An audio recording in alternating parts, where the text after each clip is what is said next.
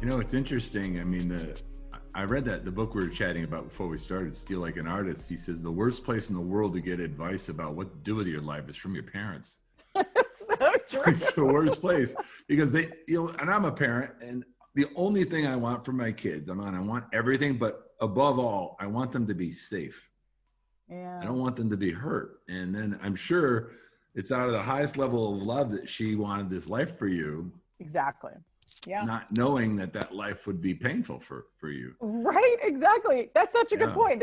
There's no world in which she thought, I'm going to encourage my daughter to be miserable. This is going to be great. She just thought stability, money, security is what's best for me. And certainly I still want those things. Even as a crazy wild rebel girl, I still want stability, security, and those things that are going to keep me healthy and whole. But I, you know, I'm just a creative type. I need a little more adventure. But you make a really good point that I think a lot of people miss, is that your parents want what's best for you. Even when they're dead wrong, they still are really just hoping for the best. And that's such a good point. Tell us how that conversation goes. She's come across the world for you to be in California, right? By the best educational system on earth, and you're going to be a comedian on this trip.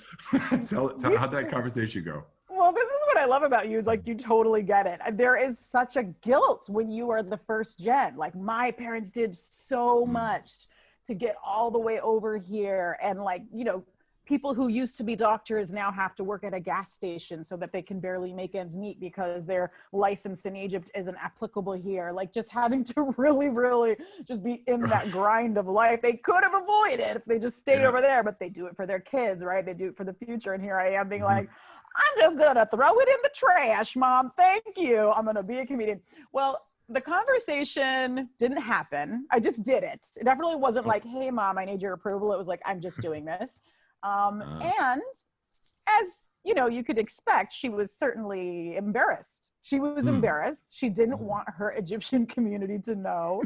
She didn't want to be shamed by her like wild, rebellious daughter.